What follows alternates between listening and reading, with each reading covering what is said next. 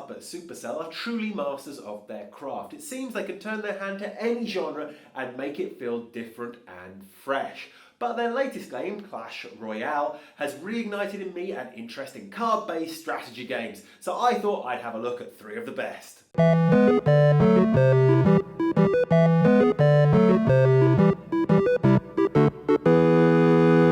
Hearthstone is a simple first pick here, a game that takes Blizzard's wonderful World of Warcraft universe and thrusts its world and characters into a fantastic collectible card game.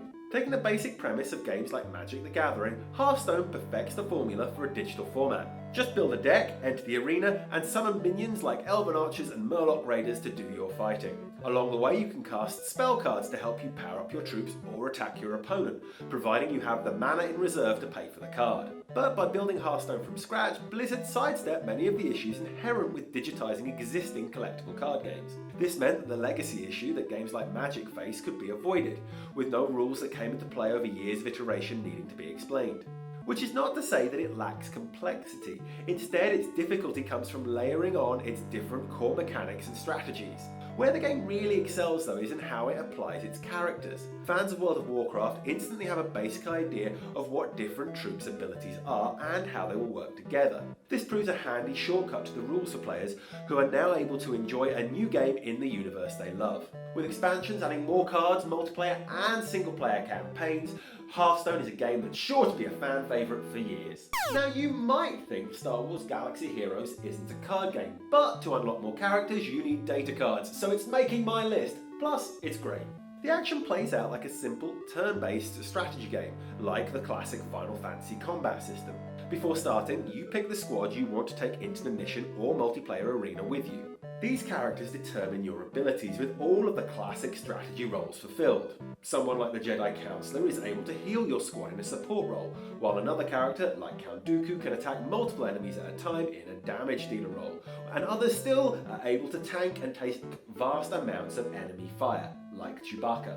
During the fights, all you have to do is select who your characters attack next from the options available to them. Here is where the moment-to-moment strategy comes into play. With abilities taking time to recharge, you must know when it's best to use a skill, such as heal, or you could find yourself without it at a crucial moment. Like most card battlers, much of the game focuses on unlocking more character cards and leveling them up. These can be acquired by completing missions or purchasing them in-app. Luckily, providing you play regularly and take part in all of the daily challenges, you should find yourself unlocking new ones regularly. Next is the game that inspired this week's show, Clash Royale, an intensely enjoyable card combat game that has me hooked. Clash Royale is an interesting blend of tower defense and card game. You battle another king across a river, deploying your card-based army on one side of the water. They then cross using bridges and head directly to your opponent's towers to try and crush them. Destroy all 3 of their forts and you win. Simple, except they are trying to do the same to you. Thus you must strike a careful balance to ensure that you have a good blend of units for every eventuality. Building your deck before entering combat, you choose which cards to take with you from a selection of attacks and characters that fans of Clash & Clans will all be familiar with. Giants, knights, skeleton bombers, every one of the popular base building games cast make an appearance in Clash Royale, all with specific skills to help. Archers can keep a safe distance while they attack, while giants can take huge amounts of damage as they march straight up to your opponent's towers and start smashing them with their fists. Playing any card comes with an elixir cost, an energy meter that slowly refills during combat. This keeps the action balanced, as even if you have better cards than your opponent, the price of deploying them can still leave you on the back foot when your opponent is flooding the arena with cheaper units. Clash Royale is certain to go from strength to strength, so make sure you hop on now while it's still new.